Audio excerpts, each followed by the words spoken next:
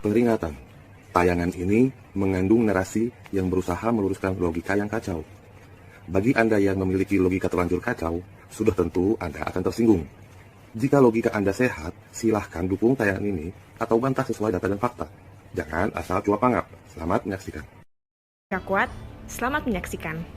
Saya baru aja dapat sebuah video dari seorang ustadz yang kontroversial, Abdul Somad. Dia bilang soal poligami. Dia bilang begini. Apa syarat poligami? Harus minta izin dengan istri? Tak ada. Saya ke sini. Nikah saya sekali lagi sini. Istri saya tak tahu. Sah. Kemudian besok nanti malam ke Jakarta. Jakarta nikah sekali lagi. Sah.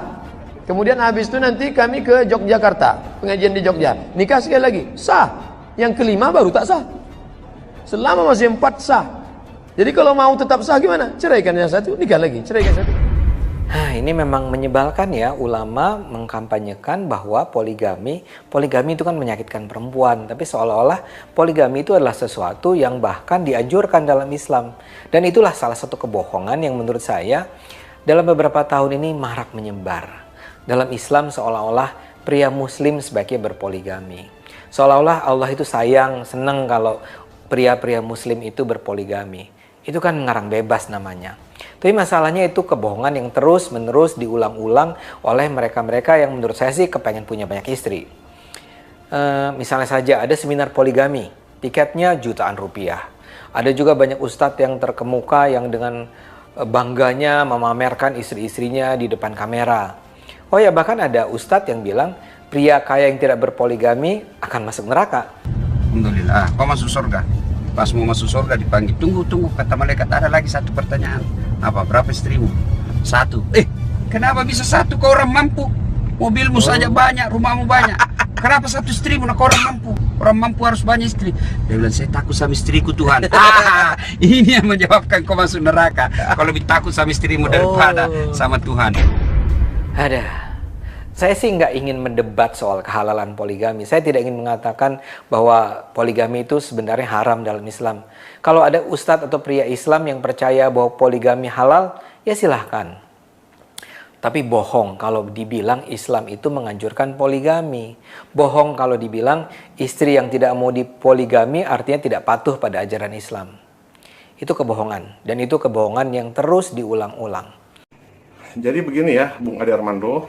Saya jelaskan bahwa saudara Ustadz Abdul Somad itu bukan mengkampanyekan poligami, melainkan beliau hanya menjawab pertanyaan jamaah tentang syarat sahnya poligami.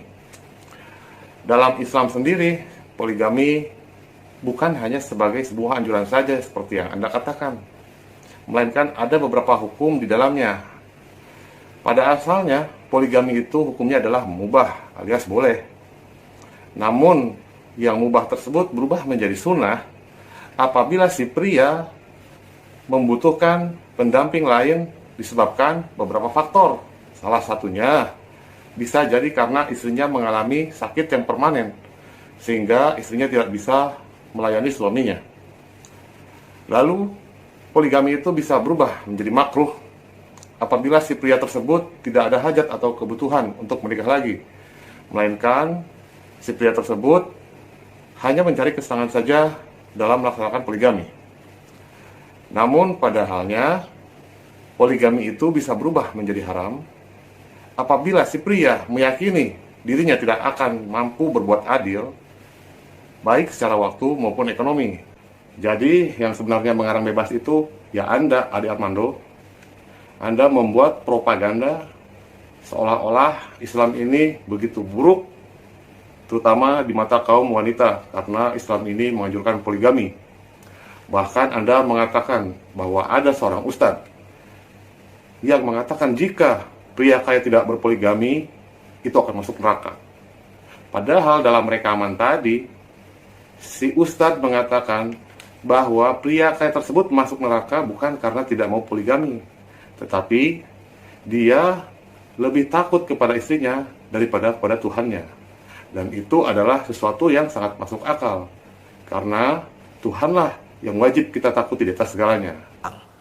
Coba deh kita cek dulu deh. Aturan mengenai poligami dalam Islam itu adanya dalam surat Al-Quran An-Nisa ayat 3. Ayat ini terkenal sekali di kalangan pria muslim ya. Begini bunyinya. Dan jika kamu takut tidak akan dapat berlaku adil terhadap hak-hak perempuan yatim, bila mana kamu mengawininya, maka kawinilah wanita-wanita lain yang kamu senangi, 2, 3, atau 4. Kemudian, jika kamu takut tidak akan dapat berlaku adil, maka kawinilah seorang saja atau budak-budak yang kamu miliki. Udah lihat kan? Nah, di situ kan jelas bahwa anjuran poligami, kalau mau itu disebut anjuran, hanya ditujukan kepada pria yang takut tidak akan dapat berlaku adil terhadap hak-hak perempuan yatim.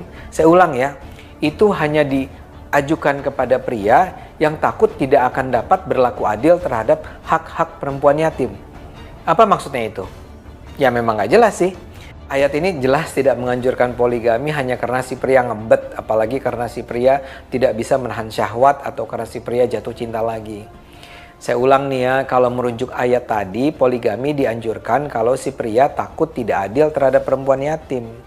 Jadi, kondisi takut tidak berbuat adil terhadap perempuan yatim itu harus ada dulu, baru dianjurkan poligami.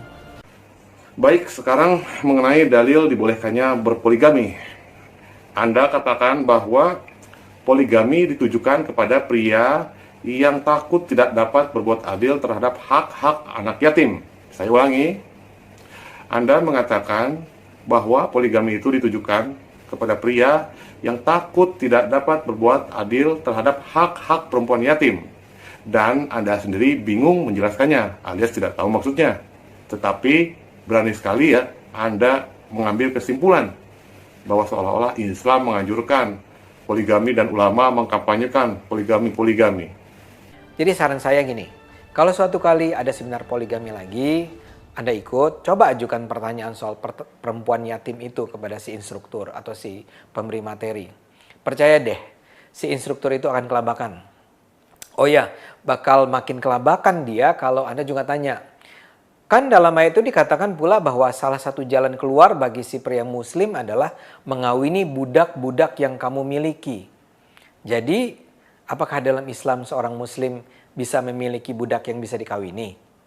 Kalau dia bilang, oh itu kan masa lalu ketika masih ada budak, Anda tanya lagi. Oh jadi ada ya ayat-ayat Al-Quran yang hanya berlaku di masa lalu, tapi tidak lagi berlaku di masa sekarang. Tapi sebelum makin panjang, saya tutup saja ya dengan pernyataan ini. Jangan percaya ya kalau ada ustadz atau pria muslim yang menyatakan poligami adalah sesuatu yang dianjurkan dalam Islam. Itu ngasal. Itu cuma cari-cari pembenaran. Itu bohong. Gunakan akal ya. Jadi sebetulnya tidak perlu mengikuti seminar tentang poligami dan menanyakan kepada instrukturnya tentang maksud perempuan yatim tersebut. Cukup Anda membuka satu ayat sebelumnya, yaitu surat An-Nisa ayat 2. Jadi ayat 2 tersebut jelas sekali membicarakan tentang haramnya memakan hak-hak atau harta anak yatim. Jadi disambung ke ayat 3-nya, jika kamu takut tidak akan berlaku adil terhadap hak-hak perempuan yatim, maka kawinilah wanita selain perempuan yatim. Di sana maksudnya. Ya, saya ulangi, maka kawinilah selain perempuan yatim 2, 3, atau 4. Jadi bila mana anak yatim tersebut berada dalam pengasuhanmu, dalam pemeliharaanmu, lalu kamu nikahi, otomatis harta anak yatim tersebut akan bercampur denganmu. Nah, disitulah apabila kamu takut tidak dapat berlaku adil terhadap hak-hak atau harta anak yatim yang kamu nikahi tersebut, maka Allah menganjurkan kawinilah wanita selain anak yatim tersebut 2, 3, atau 4. Tetapi lagi-lagi Allah menganjurkan apabila kamu takut tidak dapat berlaku adil terhadap wanita selain perempuan yatim tersebut 2, 3, atau 4, maka nikahilah satu saja, dan itu lebih baik. Begitu maksudnya, Bung. Lanjut, mengenai budak-budak yang kamu miliki untuk dikawini. Saya bertanya, apakah Islam melarang untuk seorang muslim menikahi budak-budak yang dimilikinya? Atau jangan-jangan itu hanya laranganmu saja? Kamu jangan-jangan mengharamkan diri kamu untuk menikahi budak-budak yang kamu miliki. Karena mungkin kamu berasal dari kasta mana, atau golongan ningrat mana, Sehingga haram bagi dirimu untuk menikahi budak-budak yang kamu miliki. Coba perhatikan, bagaimana derajat seorang budak tersebut bila dinikahi oleh tuannya. Otomatis akan terangkat derajatnya, Bung. Lalu kenapa Anda larang? Sudah sampai membawa-bawa Islam ini seolah-olah tidak berlaku sepanjang zaman. Sekarang coba Anda bayangkan, bila mana kejadian ini menimpa saudara.